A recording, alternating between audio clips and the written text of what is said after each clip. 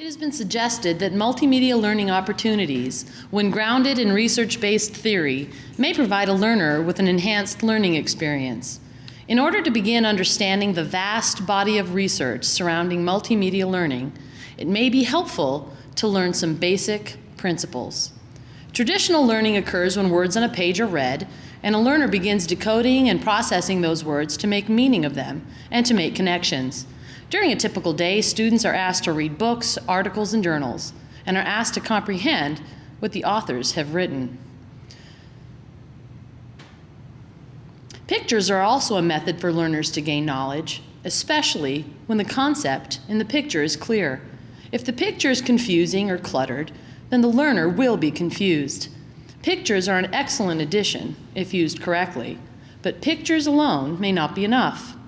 What could make the learning process even better? When words and pictures are combined, research has suggested that deeper learning may occur. With pictures, a learner is able to have concepts clarified. It is important to note, though, that too many pictures with too many words on the same page could confuse learners. A balance is indeed necessary. The next step is to add audio. A learner is then able to listen to a lecture while looking at pictures, graphic organizers, charts, or text. An instructor can then highlight pertinent information, and a student can pause and re-listen as many times as necessary. But research has shown that this type of instruction, if not done properly, can cause cognitive overload. Cognitive load theory is widely researched, and multimedia learning opportunities must take into account the possibility of potential overload.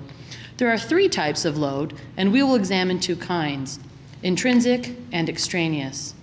Intrinsic load is the level of difficulty inherent in instructional materials. Intrinsic load is due to the natural complexity of information that must be processed, and some subjects are simply harder than others. If intrinsic load is high, then the concept is challenging. If done correctly, multimedia lessons could benefit the learning process. Another type of load is extraneous load, and when planning lessons using multimedia, the instructor must use caution to ensure that there aren't extra sounds, words, or images that could distract from the main concept. Distractions interfere with the learner's ability to synthesize important concepts. Research on multimedia learning has been conducted by Richard Mayer, professor of psychology at UCSB. One concept used in many studies is the formation of lightning. He posits that science is higher in intrinsic load than other subjects. Participants are asked to watch video clips on lightning that have or omit a variety of components to determine if there's a better way to teach science with deeper learning as the goal. It has been interesting to see this one topic used in many experiments because it allowed me to focus more on the design of the experiment and less on reading through content.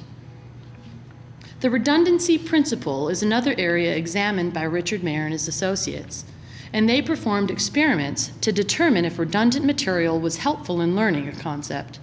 The exact written words on a screen were spoken, and the learner had to process both the words and the sounds.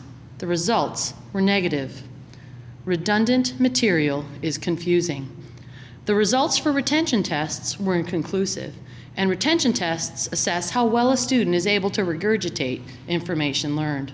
But transfer test scores were lower, which means redundant material is not helpful. Transfer tests assess how deeply a concept is learned. Essentially, great care must be taken when preparing multimedia learning lessons. Too much information can do the opposite of what an instructor's main goal is: to teach. Ensuring a balance between audio and visual material with the right level of content for the learner is key.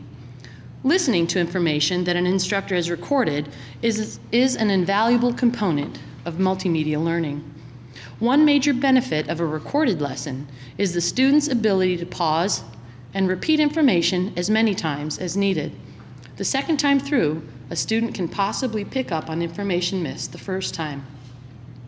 Research has also been performed on voice clarity and quality and how it impacts the learner. In the classroom, teachers and students make a human-to-human connection that is missing in a multimedia learning episode. This research clarifies the best possible way to relay information. Experiments were done using the same lightning script, and participants either listened to the script being read by a mechanized voice or read by a human voice. The results? Well, on retention tests, the scores varied a little, but on tests of transfer, there was a significant difference in favor of the human voice. Using the same script, additional experiments were conducted to see how students would perform, but instead of a mechanized voice, the groups either listened to a human voice with a heavy foreign accent or a human voice with no accent. Results were similar to the prior experiment. From what I have read and explored, it is my understanding that a smooth, evenly pitched, beautiful voice would probably make learning anything so much easier and, quite frankly, much more enjoyable. Anyway, designing multimedia learning lessons takes time. Instructors must plan ahead and anticipate questions students may have. If a question arises, but the instructor has anticipated that question and addressed it in the learning material, student learning is enhanced. Taking the first step and trying out a lesson is the only way to get good.